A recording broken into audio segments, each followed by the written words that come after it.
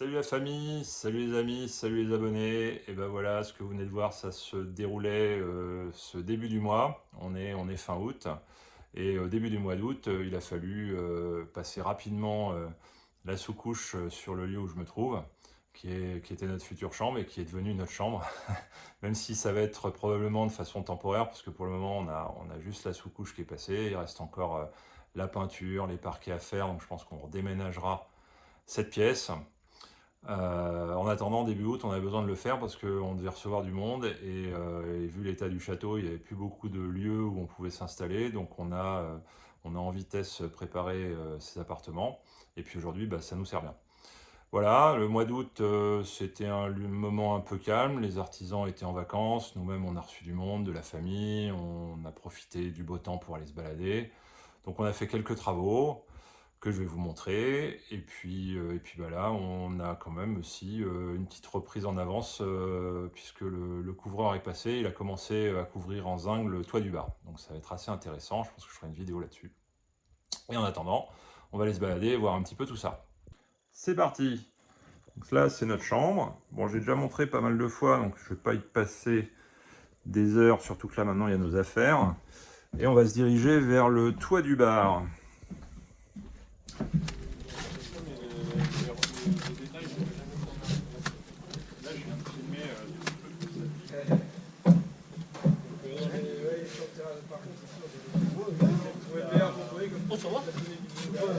Donc là, je ferai une pièce en S là. Mais tu fais les capots pareil. Oui. Pareil. Ah bah oui, pareil. 2, 3, 4, crac. Donc ça, c'est les pattes coulissantes. C'est là, elles se glissent. Correct.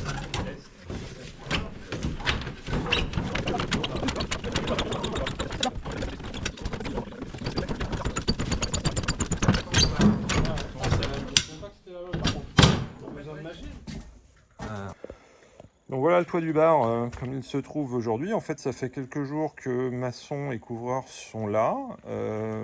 Les maçons ont fini. En fait, ils ont fait une bande de relèvement, ça s'appelle, c'est-à-dire une espèce d'enduit et de béton pour que le bout du mur soit propre là où ensuite le couvreur mettra son zinc. Donc bande de relèvement parce que le zinc se relève comme ça et vient se poser dessus. On peut peut-être aller voir de l'autre côté.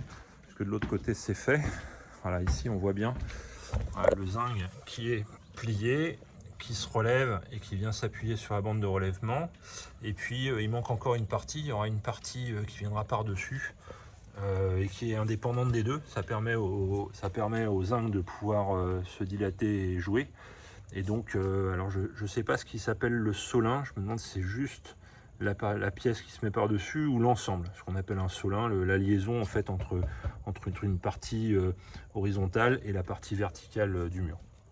Ici, ce qu'on peut dire, c'est la partie en zinc, en fait, ce sont des bandes. Et alors là-bas, il l'a couverte, mais il y a une machine là qui se trouve là, et ici une rampe.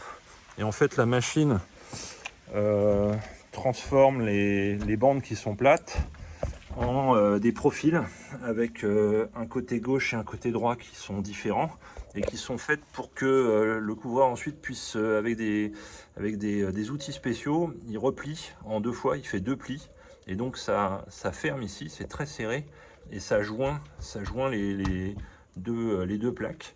À la fin, ça forme quelque chose qu'on appelle un joint debout. Voilà, donc cette partie là qui est très très solide, on peut quasiment marcher dessus. C'est le joint entre les deux plaques. L'autre façon de faire étant une façon où on pose comme c'était avant d'ailleurs, on pose un tasseau et on vient se mettre sur le tasseau. Ça s'appelle un joint à la parisienne. Mais là on a fait des joints debout, donc c'est assez joli. Voilà, bon c'est en cours. Ici sous la petite bâche se trouve la partie où ce sera la future verrière, 3 Velux qui seront posés là, avec une petite pente supplémentaire, donc il y a 5% supplémentaire. Voilà, donc ça devrait faire une belle pente ici, et donc ce seront des Velux qui seront installés. La difficulté quand on fait ça, c'est qu'ici l'eau descend par là on est en haut du toit, et d'ailleurs on voit comment Il y a un profil relevé également pour que la goutte d'eau tombe là et parte par là-bas. En plus, c'est intéressant parce que là, il pleut, donc on voit à peu près la pluie, comment elle se déplace. Les couvreurs disent la goutte d'eau. La goutte d'eau, c'est le sens de l'eau, quoi. Et donc ici, derrière le relevé pour la verrière, derrière le cadre pour la verrière, il a fallu faire également des pièces où en fait on a une pente qui part à droite, une pente qui part à gauche, et de façon à ce que l'eau stagne pas. Donc voilà, on peut voir comment c'est fait. Peut-être on fera une vidéo un peu plus spécifique sur la pose de ce zinc. Et vraiment un travail de spécialiste super intéressant. Voilà, ça c'était le toit du bar.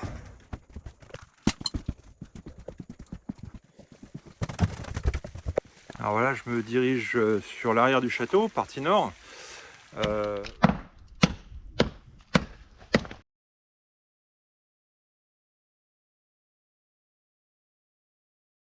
Aujourd'hui, il pleut pas mal, mais au cours du mois d'août, on a retiré ici là, le béton qui couvrait le bas des fondations.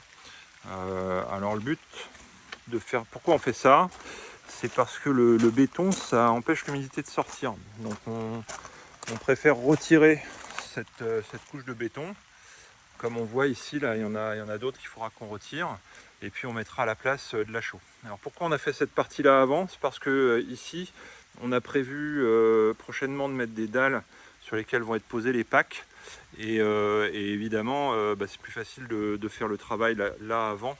Donc il faudra remettre un peu de chaux avant qu'on fasse les dalles et qu'on pose les packs. Je vais poursuivre vite parce qu'il pleut.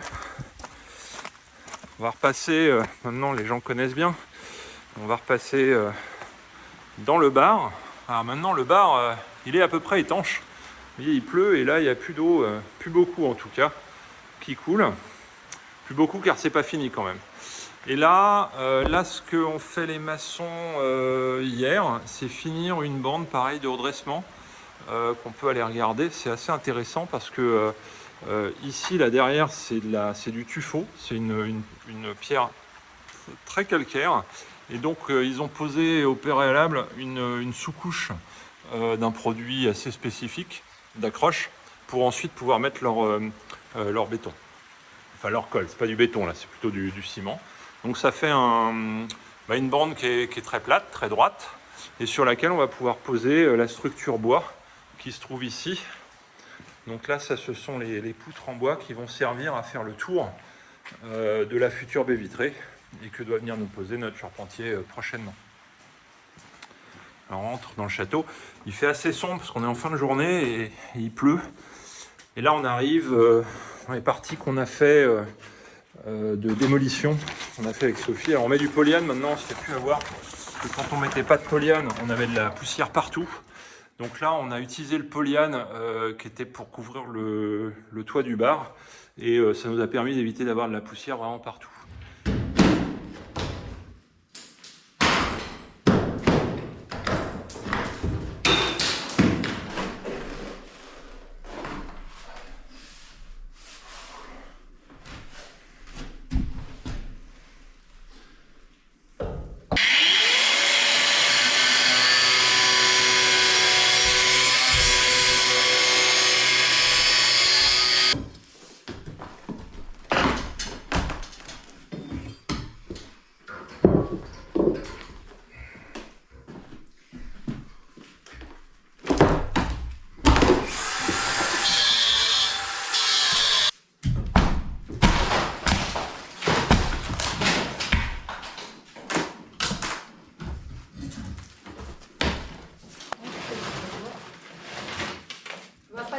Une cheville là. De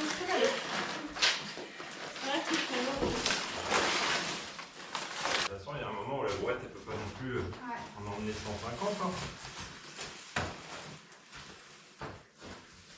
Alors, je me trouve dans le salon. Et ici, ça, c'était mi-août. Ça a été le gros travail qu'on a finalisé avec Sophie, puisqu'on avait déjà démarré et fait pas mal de choses.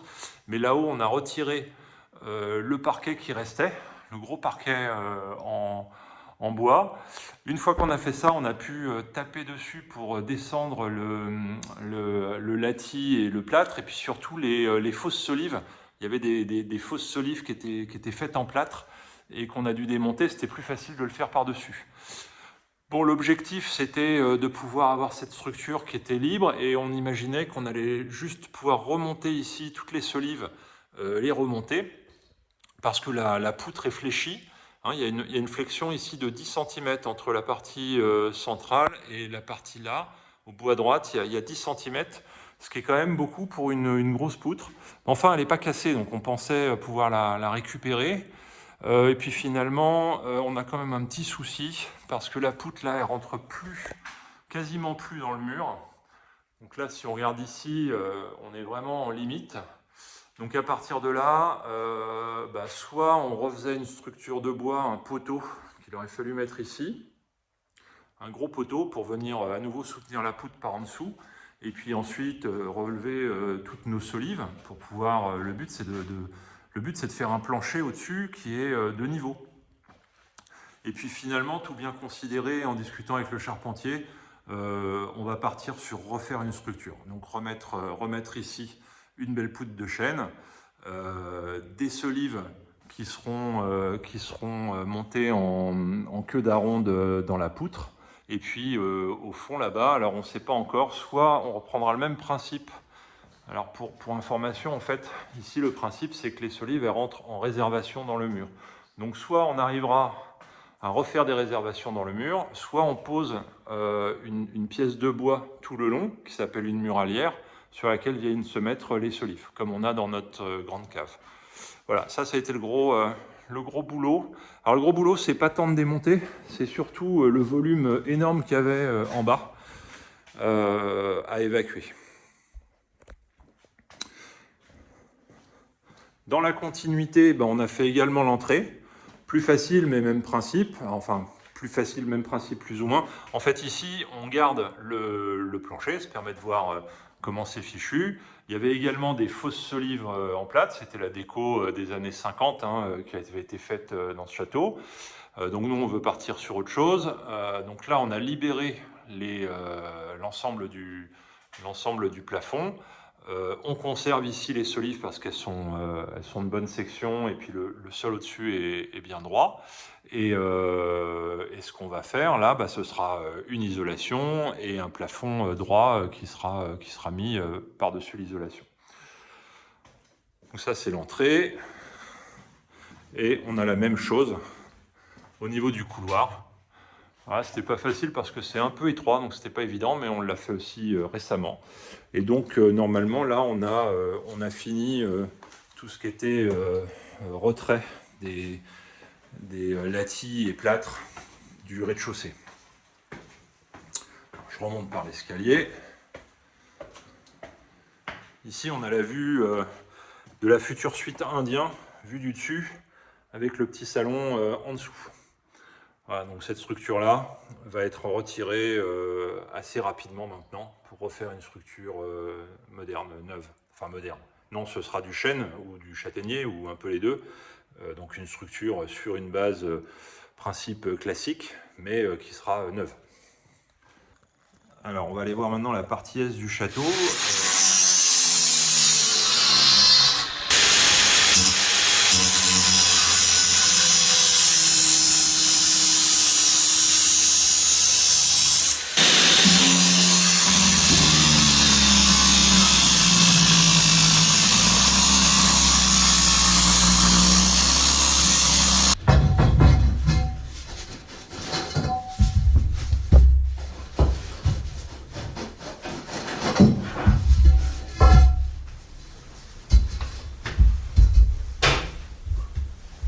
Également, l'une des choses qu'on a fait un petit peu au fur et à mesure, c'était de retirer tous les tuyaux de chauffage. Donc là, ici, par exemple, il y avait un tuyau de chauffage qui arrivait là, qui descendait et qui partait le long du couloir est, là.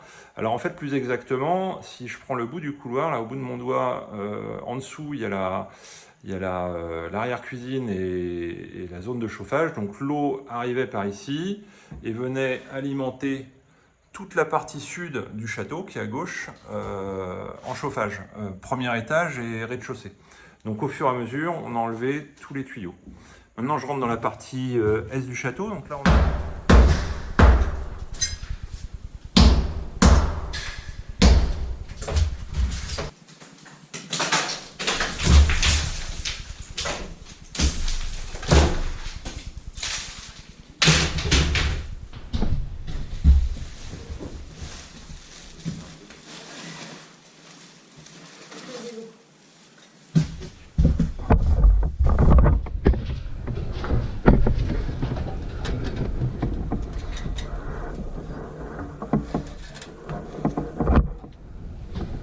Donc là, on a une première pièce qui sera notre future suite arctique.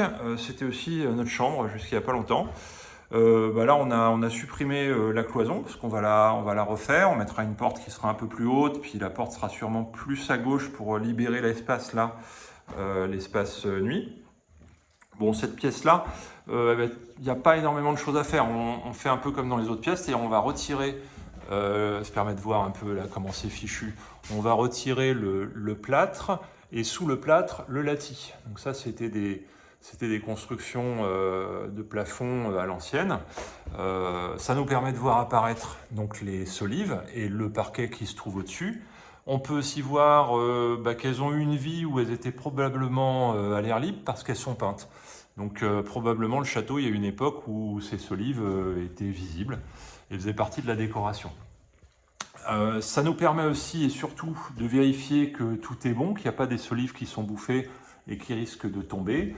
Alors généralement ça va, mais on regarde surtout les parties dans les murs, si la partie dure est encore suffisante et rentre bien dans le mur.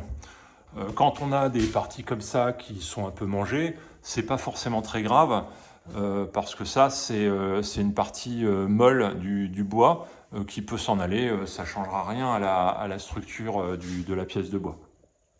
Voilà, pour cette pièce-là, donc qui est une grande pièce qui va donner sur l'est, on a ici un endroit qui sera un petit passage. Là derrière, on a un placard et en fait, on peut faire un passage pour aller dans la pièce d'à côté. Ce qu'on fera, et ça permettra de faire une salle d'eau avec WC pour cette suite.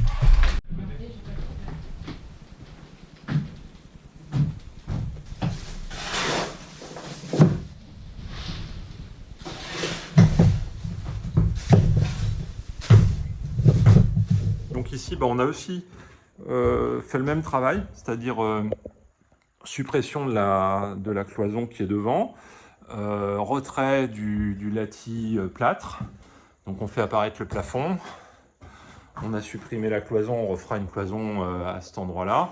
En fait, à cet endroit-là, il y aura plusieurs pièces. Il y aura un WC ici qui sera plutôt pour nous, ici une petite pièce de débarras, et donc là, ce sera complètement fermé ici, et de l'autre côté, là, il y aura une salle d'eau avec WC qui sera accessible par la porte qui se trouve là. Là, c'est un placard, mais en fait, ce sera un passage qui donnera dans la pièce d'à côté. Et ça nous fera notre suite arctique, chambre, plus salle d'eau et WC. Voilà, je vais maintenant monter au deuxième étage. On va aller voir au-dessus.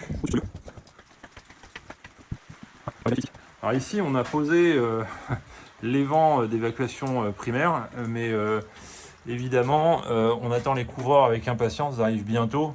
Ça va commencer la semaine prochaine pour changer cette partie du toit, puisque là c'est complètement ouvert et ça goutte quand il pleut dans un seau. Donc là,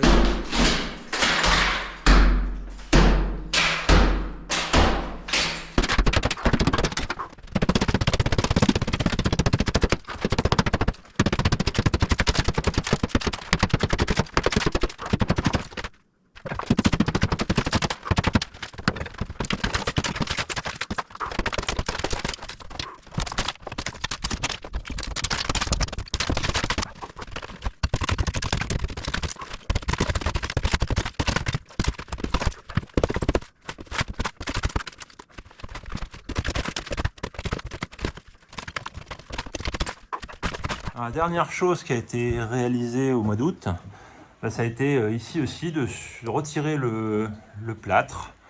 Pas encore le latis, parce qu'en général on retire d'abord le plâtre, parce que si on retire le plâtre et le latis en même temps, c'est très pénible de trier ça, de retirer le latis des bouts de plâtre qui sont tombés par terre. Donc c'est mieux d'enlever d'abord le plâtre. On fait des gros sacs de plâtre, et puis ensuite il n'y a plus que le latis à enlever, et s'enlève assez facilement, et ça fait des petites lamelles de bois à stocker, soit à utiliser pour la cheminée plus tard, soit les mettre dans une benne à bois.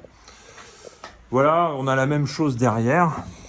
Je profite pour passer dans mon petit couloir. Et là, on a également la même chose, avec un Velux ouvert. Donc pareil, on a retiré... Alors ici, c'était un peu plus compliqué parce qu'il y avait du BA13. Les anciens propriétaires avaient dû faire une petite isolation, mais qu'ils avaient mis par-dessus l'existant. Donc on a des couches d'existant avec papier peint et du BA13 par-dessus. C'est pas forcément une bonne idée parce que après, ça peut donner des choses comme ça, c'est-à-dire un endroit où une fois qu'on a enlevé le BA13, on se retrouve avec une zone très humide, un petit peu pourrie, qu'il va falloir traiter. Voilà, je crois que j'ai fait le tour de tout ce qu'on a fait au mois d'août. Et bien, le mois de septembre commence la semaine prochaine et il est prévu d'être assez chargé. Donc je vous dis à bientôt.